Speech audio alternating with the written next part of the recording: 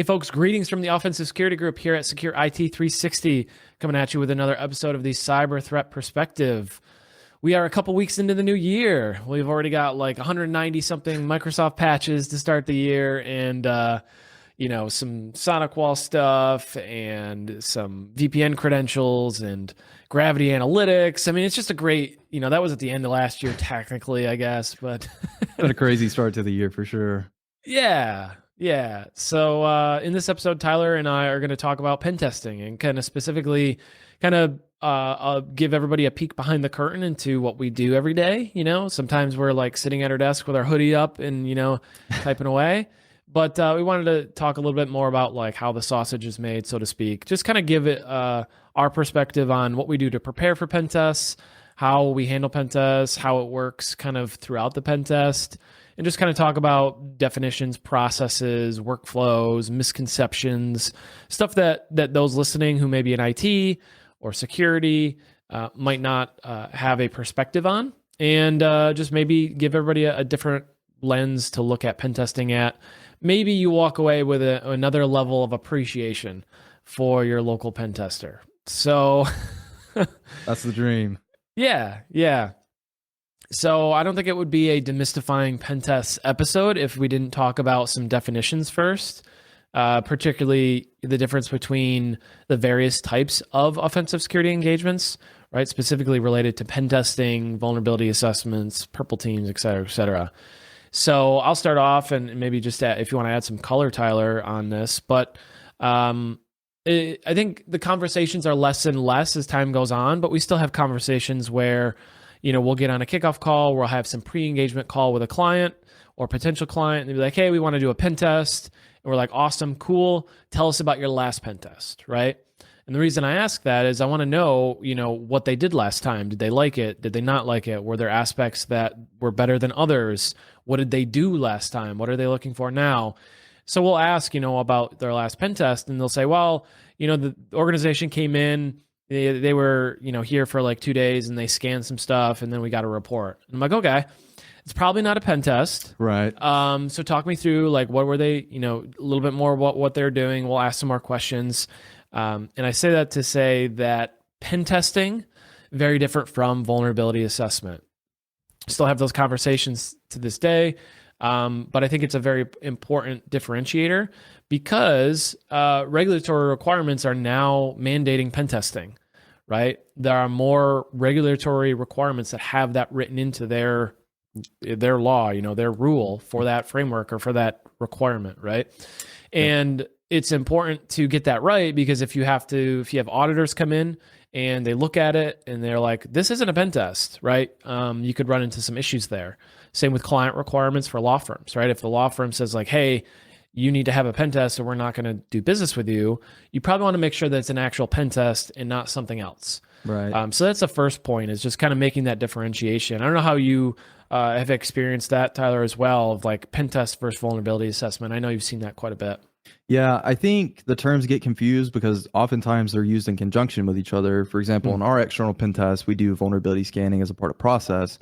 However, the thing that differentiates an external pen test from just a stale vulnerability assessment is the manual aspect of it. A vulnerability scan is great at identifying known vulnerabilities with its plugins, right? But anything that's not within that plugin is not going to be found. For example, things like user enumeration vulnerabilities, vulnerability scanners can't really check for those. They can't really validate those. It's more human interaction required to actually find those paths and abuse them to get, vulnerabilities like that. So yeah. And to kind of build on what you were talking on earlier, there are a lot of compliant heads like PCI DSS and HIPAA that do require manual testing. So vulnerability assessments don't check the box for those compliance standards anymore. Yeah. And the same kind of goes, the same discussions we have a lot of times with purple teams versus red teams. We were working with a client a few months ago before the end of the year, and they're like, hey, we want a purple team. And we're like, cool, tell us about your last one. If, because they said they do them all the time. They do them once a year.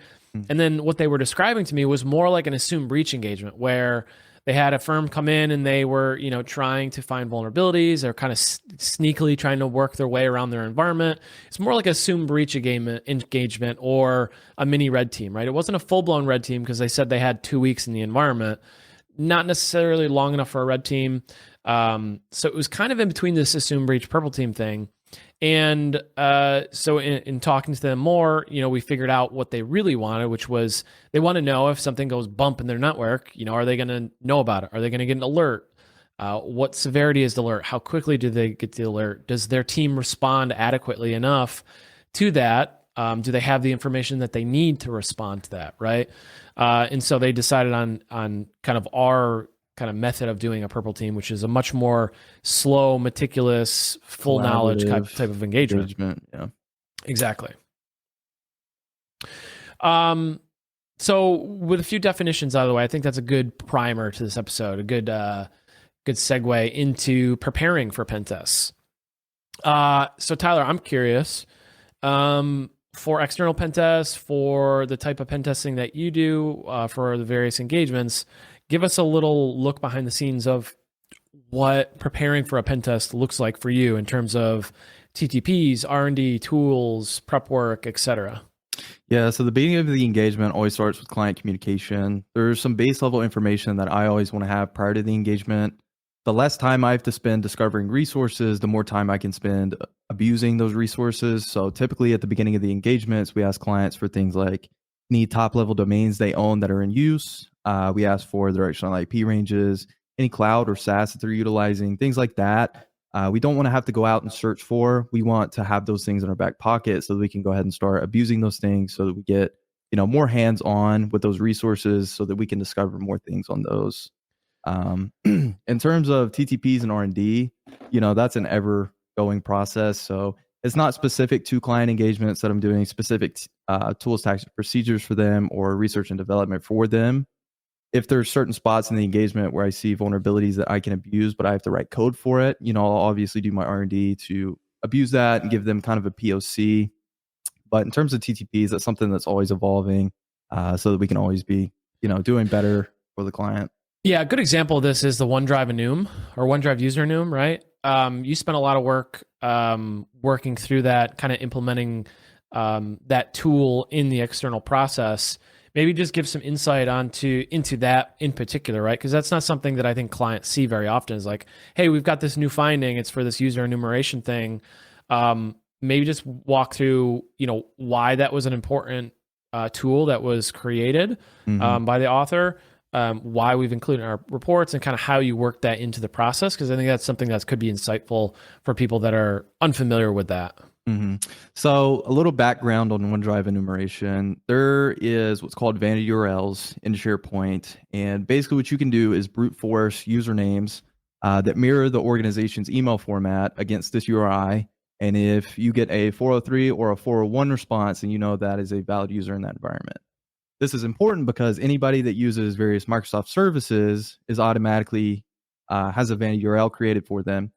The vulnerability then lies that we can enumerate every single account that's ever been active and use services such as M365 apps or things like Teams. So those things are super critical to have in our process because the biggest part of abuse on external pen tests is we want to get initial access. The best way to do that is by either finding credentials somewhere or, getting them through other means like password spraying. So the larger attack surface we have in terms of accounts and users, the more likely we are to actually, exploit and get those credentials back. So having things like OneDrive enum that make our attack surface of users, just massive on day one and help us in such a short amount of time is pivotal to our process. Yep. And that's something that is not something you're going to see in your logs. And as far as I know, Microsoft still hasn't addressed that part, right? Right. Yeah. There's no rate limiting that you can do. There's no alerting on it. It's not something that's logged. So it's very hard to identify that attack. And it's even, more difficult to stop it because there's not a true remediation out for it. Yep. Yeah. And I think that's something that's worth noting and kind of talking about because there are things like that are like, hey, you don't really have any way to know that this is happening. Like, there's no visibility, there's no logs for it. So you as an IT person, sysadmin, IT director, CISO, if you're in charge of security and that kind of thing, it's things you want to know about. Whether you can mitigate the risk or not, I think it's still beneficial to know about the risk. and maybe in the future be able to develop some sort of mitigation for it. But Yeah, I sorry, feel like once you know that all your user accounts are public information via this flaw in Microsoft, Yeah. you put more ample protections around your user accounts and ensure that those are properly secured. Yeah, I've always thought that email addresses, usernames, everything like that, no matter what you try to do to protect them, will always end up being public information. You know, there are some verticals like law firms that just plaster it all over their website because they're proud of their lawyers and they want to showcase them and they want people to connect with them. Then there's other organizations like financial services that are a little bit tighter to the chest with their accounts and stuff like that.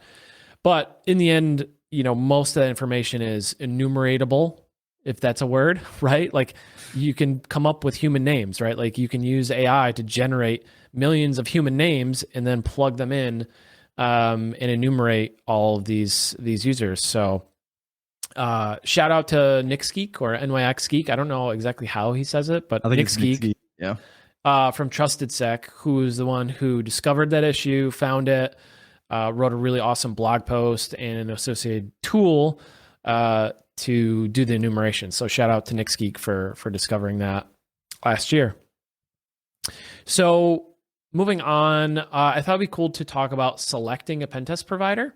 And this is another one of those demystifying things that I think is important is how should a pentest firm communicate, right? Like if you're trying to get a pentest, right, and you're an IT person, you're trying to procure a pentest for your firm or your organization, what does a good pentest firm look like? How should they support you during the engagement, before, after? How should they communicate? How do you know that they know their stuff? So I kind of wanted to break that down a little bit and kind of demystify our thoughts on what a good provider looks like and how to select a good pentest provider. Yeah, so your first point, how do they communicate and how often? I almost feel like a pentest firm should almost be annoying with how much they communicate. They should be overly communicative, right? So the client should never have a moment where they're like, I don't know what they're doing. I don't know what's going on in my environment. Yeah. They've just been in there for 3 days. I haven't heard anything. That is not a good pen testing firm. You should know at all times, hey, my pen tester said they'd be doing this today. I know that they're on this machine. Anytime they move laterally, get initial access somewhere else, I'm being emailed about it, and I know they should be 100% clued in across the process, start to finish. Yep. Yeah. The last thing you want to do is, in my case, for an internal pen test, right? The last thing I would want to do is go through an entire week of internal pen testing, and then on the last day, or maybe the following Monday, I deliver them the report. And it has all these findings, and it shows that like we got local admin access, and then we pivoted to this server. The server had some domain admin password in a plain text file, right on the C drive, and then we got to the domain controller. The domain controller had all their stuff, and then we got these other. You never want to go through the entire engagement and then have the client surprised at the end of all of the findings, and particularly critical findings, right? So I think it's important to. Something I've learned in this consulting world is to keep line of sight, right? And to keep the client updated and up to speed on what's going on, the status of the project, whether it's a pen test, whether it's a security assessment, whatever. It's important to keep line of sight of the customer so that they know kind of what's going on, what to expect, where things are in the project. If they're waiting for information, if you're waiting for information, or more or less just a progress update on how things are going, particularly with pen testing.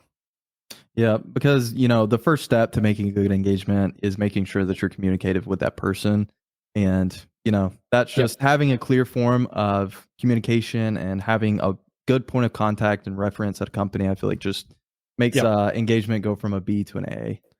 Yeah, I think the communication builds trust, because when they see, they get their daily email from us, they're like, oh, cool, they're starting their pen test. And then they see alerts fire. They're like, okay, it's probably the pen tester. They're going to go and check. And yeah, sure enough, it's the pen tester. Cool, they're doing stuff. Or even if they don't get alerts, they know that, we're in there, we're testing their system, we're working on the process. So it's just reassurance to them, and it builds trust with the client and fosters that relationship. So support, I think, is an interesting one too, right? Support during the pen test, after, and particularly I'm talking about remediations, right? The findings themselves and remediations. So a good pen test firm, I think, should offer to sit with you and talk about the remediations, help you work through what the issues might be with the remediations, right? Like help design a plan to address those remediations. In my mind, it doesn't really cost a pen tester that much to sit down a meeting and kind of talk about a finding, talk about the remediations, the pros and cons, what could break when it gets fixed, if there's concerns about it, things like that.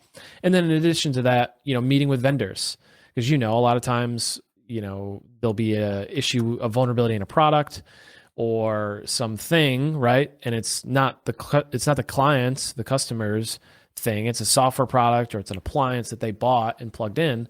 So sometimes, we'll sit on calls with vendors and help in that way. But what are your thoughts, Tyler, on, providing support, during, after the pen test for the client? I think it's pivotal, especially for your smaller clients that have maybe smaller IT teams with not as many cycles.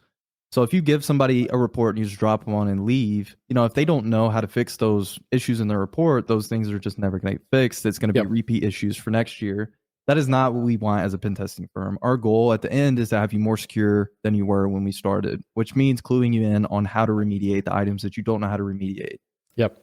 Pen testing firms work with these vulnerabilities day in and day out. So taking 5 minutes to go over them with the client, explain how to fix it on different server configurations, things of that nature. It's not super time consuming. And it also, again, helps foster a good relationship and also, helps the client better secure their environment. Yeah, for sure. And, we've had many engagements or clients that have not taken us up on those offers to just help with remediation in terms of meeting and discussing it. We've had many that do. And it just depends on the team, the size, how quickly they can prioritize the issues and things like that. But I do believe a good firm will offer it. They'll support you. And even if they don't have the answers, they will help find the answers for you or direct you to the resources that you need that could be helpful for that. The third kind of thing in this category is how do you know they know their stuff, right? So Tyler, what do you think in terms of, if a client is looking for a pen test firm, they're comparing a couple, right? Mm-hmm. Let's say all things being equal, like price is equal, the engagement's the same. What are you think the differentiating factors to determine, who I should go with in the context of who knows their stuff better? Like who's the smartest, who's the best, who knows their stuff, who's going to be providing me the better engagement? I think something that's really important is actually sample reports. Because I feel like you can know a lot about how a client is going to communicate their information and their common findings with you. And you can figure out a lot about a client just by looking at their sample report that they provide for the different engagements that you're going to, opt into, whether that be an external, internal, or whatever. So I think sample reports can provide a lot of insight into, what methodologies they use, what common findings they see, just kind of their overall structure. And since that is your deliverable at the end of the engagement, if that's something that you're not happy with, that sample is not something you're happy with, I think that, that's a good indicator that's not your firm. Yeah, definitely. It could definitely be a red flag, right? If it's just an export of a Nessus scan, right? Or if it's like a kind of loosely formatted thing that kind of looks like it was just pulled out. I think there's something to be said for attention to detail in those reports and making them look presentable and professional. You can definitely tell a professional report from a non-professional report, right? Like somebody who just whipped it up and kind of slapped it together who doesn't have a lot of experience versus a firm that's been doing this a while. They have a lot of cycles, they've iterated the style, the template, the format and all that a number of times. You can definitely tell. Something that I think is big, and I guess I'm biased, right? Because I do this, is content. Mm-hmm. Naturally, everybody listening is like, yeah, of course you're going to say that. I think that's the number one way to show or showcase that you have talent, that you have experience, that you kind of quote unquote know your stuff, you know what you're talking about, you can speak to it eloquently and articulate your thoughts around those things, is through content, right? Social media content, blogs, podcasts, videos, webinars. There's a reason why many firms do that. There's a reason why there are the Black Hills and there's the Spectre Ops that do a lot of training and webinars and things like that. It's to showcase their expertise, right? It's to showcase who they are, what they do, how passionate they are about it, but also their expertise in how smart or wise they are in these technologies, these engagements.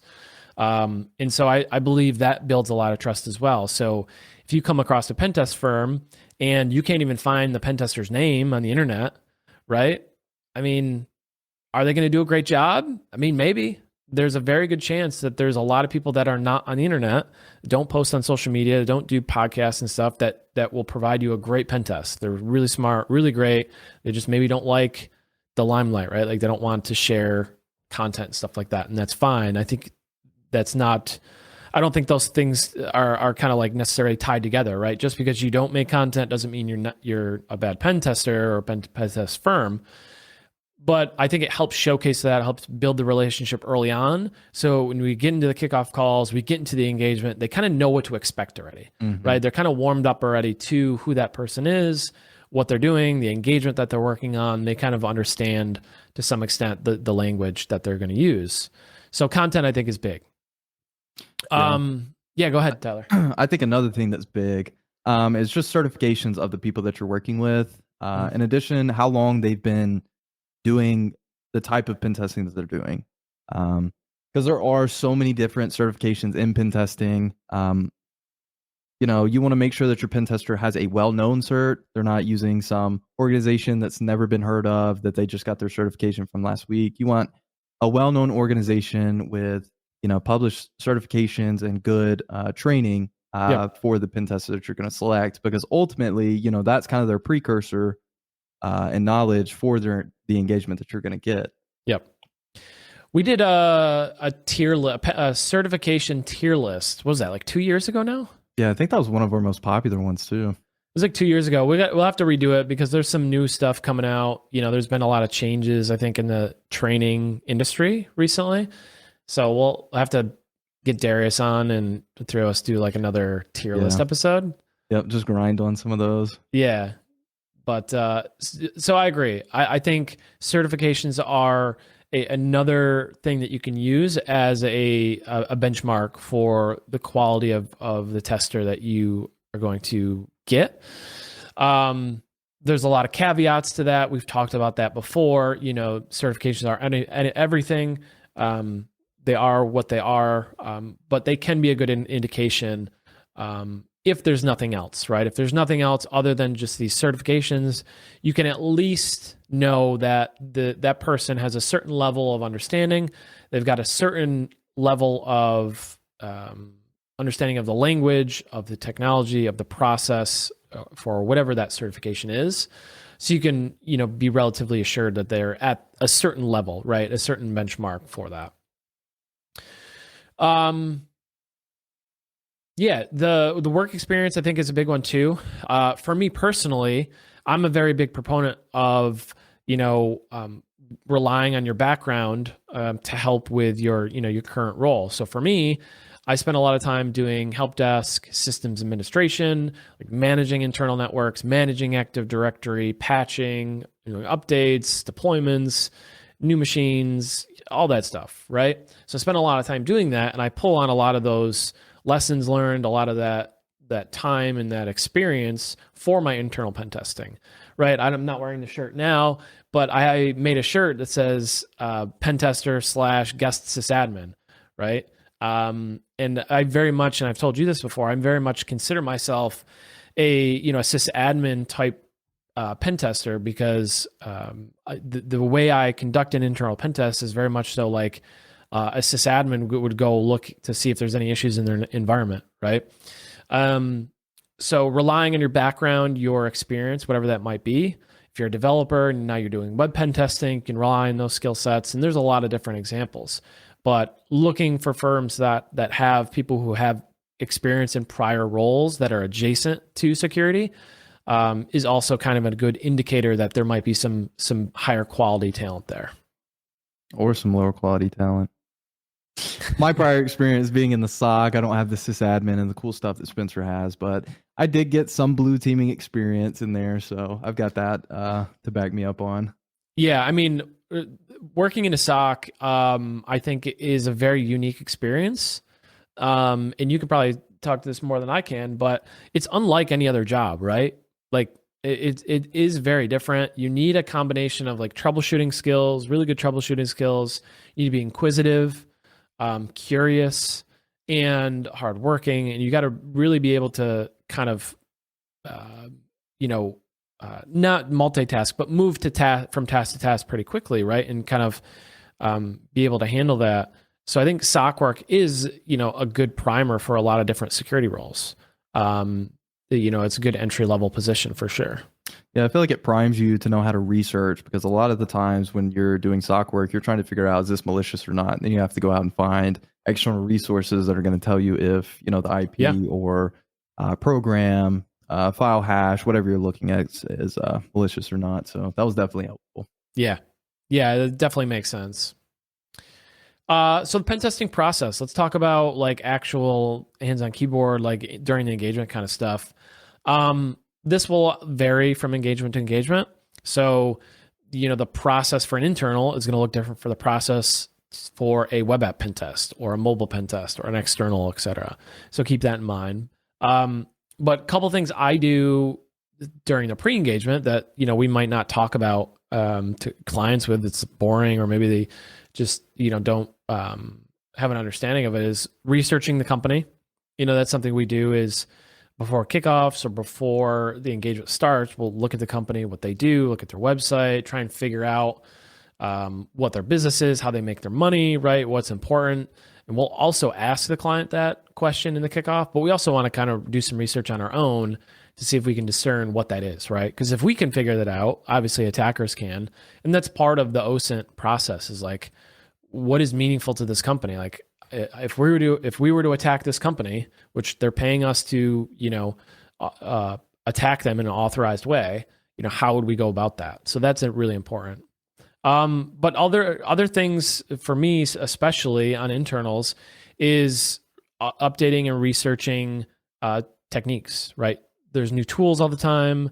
There are new techniques that people are discovering, and it's important to stay on top of those things. Otherwise, you'll just kind of get left behind in terms of capabilities, especially with internals, obviously with externals as well. I feel like that's one of those things that's kind of evergreen across all types of pen testing. Like, if you just become stale or stagnant with your tools and you become happy with what you're using, you're going to fall behind every other pen testing firm in existence, because part of pen testing is that constant evolution of your process and those TTPs. Yep. So I think that's one of those things that's kind of consistent across all types of pen testing, at least for us. Yeah, that's a great point. And in that, defensive products, mitigations are constantly improving, right? Like, we are much better off in a holistic sense at security than we were 5-10 years ago. I really believe that we are better off. We've gotten better. Defensive tools have gotten better. There are obviously weaknesses and things that still are very prevalent.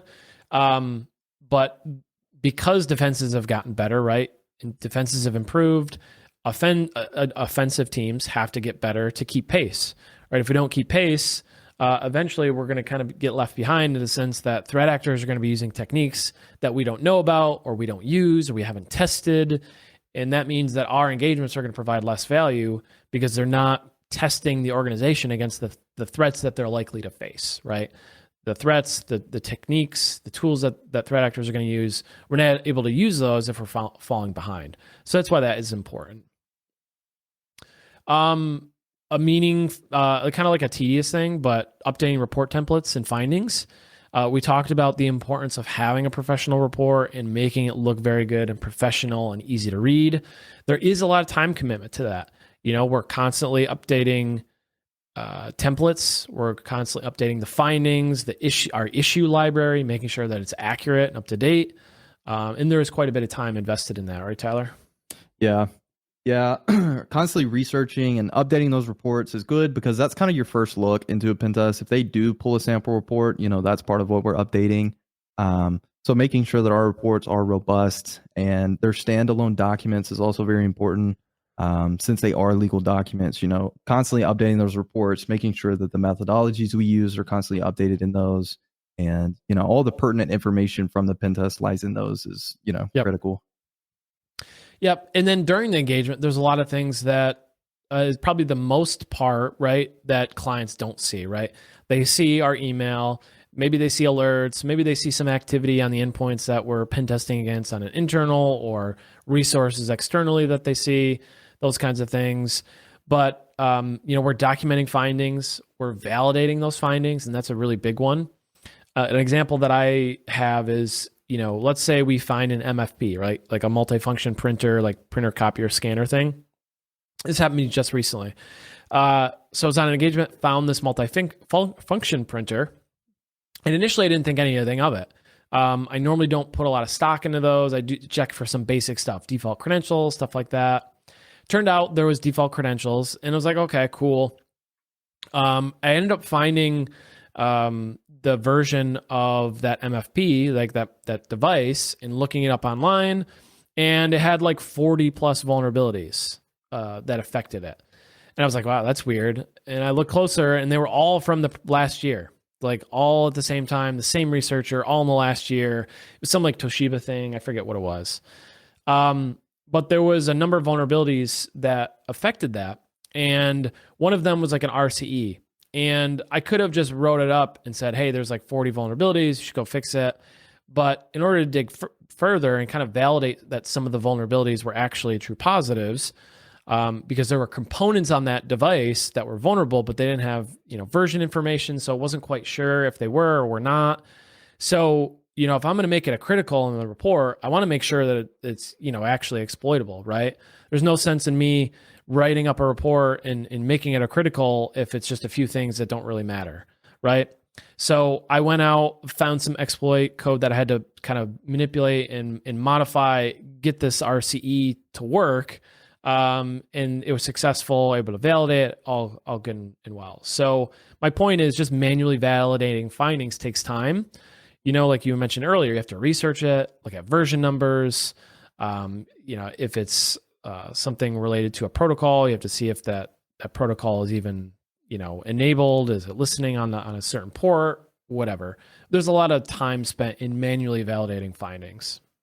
Yeah, I feel like the other important aspect of manually validating findings is the fact that, oftentimes we do see false positives, and the last thing we want to do is clutter a report with false positives. So a part of manually validating those findings mean that we're excluding those false positives from the reports. You're only getting pertinent, vulnerable, hosts in that report. So it's better information quicker than having to go through and sift through false positives. So, yep. And then during the engagement as well, like let's say we come across a vulnerability we haven't seen before, we're obviously going to research it. We're going to document it. There's we'll create a new issue for it in our issue library to be able to track it for next time.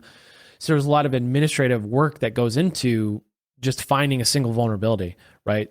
A single vulnerability could take hours to document, research, and kind of figure out, understand to be able to properly, articulate the risk to the client and what that means to them. Yeah, and the other backache of that is also articulating the remediation to them, because that's very important for us. And sometimes finding remediations for some of these vulnerabilities is not easy. It's not just as simple as plugging it in ChatGPT and asking. It's, sometimes we have to go out and find multiple documents and tie those together, and then end up, Yep. it can get pretty complex. Yep. And then communicating, that's obviously more visible to the client during the engagement, communicating on status, critical findings, if there's any issues, right? Fortunately, that's very rare, but sometimes, stuff does get knocked over or clients have issues. Or, whether it was caused by us or not, there's been a number of times where like, hey, we just had some issue with this server. Like, are you doing anything? Are you on this server? And it's like, no, it definitely wasn't me. Or in other cases, like, yeah, we did a password spray and, some accounts got locked out, for example. So answering those questions, helping troubleshoot those issues, sometimes takes time as well. Post-engagement. So post-engagement, we are, finishing the draft report. And that's something I want to touch on briefly is our reporting process. We go through the pen test, we document the findings, we add evidence, we go through the draft process, we kind of finalize the draft, make sure it looks professional, make sure it's accurate, make sure we have all our evidence in there and everything is good. And then we QA it, right? We have another pen tester go through the report, look for any issues, mistakes, stuff we left out, stuff we forgot. Just kind of put a second pair of eyes, fact check that report to make sure that is good to go before we hand it off to the client, right? Mm-hmm. Yeah, and then after that report's delivered, we always want to get on the phone with the client. We want to have FaceTime with them to discuss their report. That's something that's very important to us. We want to have that touch point so that we can discuss the report, make sure that client doesn't have any questions, because a lot of the times we'll put in vulnerabilities that are not common. For example, our OneDrive user enumeration vulnerability. So if I put that in a report, I want to explain to a client what it is, why we don't recommend implementing the remediation we have, and things of that nature. So having that touch point after, and then supporting them after that report's delivered is super, super important. Yep. And that's a great point because, of course, the report says all those things, right? It would be a bad report if it didn't. Right. But there's just a difference between having a conversation with someone and kind of speaking it in natural language as opposed to like reading it off a report. The report is going to be very deliberate and specific, and it's a different type of language than a conversational language, and sometimes people just won't understand or won't click or it doesn't make sense to them until they hear somebody talk about it, and the inflection in their voice or the way they articulate certain things, they just understand it better having heard someone say it, and they get to ask you questions, right? You get to have a dialogue about it and be like, well, is this really an issue? Like, do I really care? Or, we have these other compensating controls or whatever the case may be. It's always good to have that debrief or hot swap or whatever you like to call it afterwards to kind of get everybody on the same page. Like, here's the results. Here's what we had. Do you have any questions? And it helps everybody be on the same page, and they can move forward with remediations, retesting, etc. Yeah, and you bring up a good point. Sometimes clients do have back-end mitigations that we don't see during the engagements, like things that we can't see. And so those meetings are important because we may have something rated at a high that the client has a compensating control for that would lower it to a medium. So those are important things for us to discuss and know about during those meetings so that we can proactively go back and lower severity of findings based on mitigations that are already in place. Yep. Yeah, and lastly, it also gives us a good opportunity to talk to the client about what their next steps are or what their next level of maturity is, what tools or products or things to invest in next that can help them get to the next level, right? It's very common for firms to ask us, like, how do we stack up against our peers? Or like, how do we do, based on our size and industry and stuff like that? And, a lot of times the question becomes like what their investment is, what tools they have and things like that. So many times we'll make recommendations on not specific tools, like go buy this brand or whatever. It's kind of technology based. Like maybe they just have EDR and they don't have any other monitoring. Well, maybe they want to invest in some additional monitoring. Here's some areas where we think, you can invest to get the best return for your money and security, right? So we have those conversations as well at that time, and kind of that's the post-engagement type of activities. So that was the post-engagement. We talked a lot about kind of discussions with the clients about findings, remediations earlier in the episode, so we don't have to rehash that again. I think that's mostly it. That's mostly what I wanted to cover. Yeah, there's obviously a lot that goes into pen testing. It's it's like one of those. It's like any other job, right? Once you see what kind of constitutes or what makes up the job, you kind of have a different appreciation for it. So hopefully that's shed some light for those who are not familiar with that process and kind of how we do things, what the pen testing process is like. Maybe shine some light on the dark corners of the pen testing realm. Yeah, and if there's ever questions about pen testing, just ask. Because a good pen testing firm is there to answer all your questions from the beginning before the engagement even starts to the end after that report's delivered. So that's, always leverage your pen testers in that area and ask them as many questions as you have. Yep. Well said. All right, so that's all we got for today. If you enjoyed this episode, please make sure to follow us on LinkedIn. So follow Secure IT 360 on LinkedIn. You can check out all of our content on offsec.blog. That's where we post all our videos and podcasts and webinars and blogs and all that from our team. So offsec.blog. We also post content on secureIT360.com. And if you want a pen test from us, or you kind of like, this sounds pretty cool and you want to challenge us with your environment, we would love to help you out and love to do a pen test for you. So you can check us out on secureIT360.com for that. New episodes every Friday now for the time being, and we will see you all next time.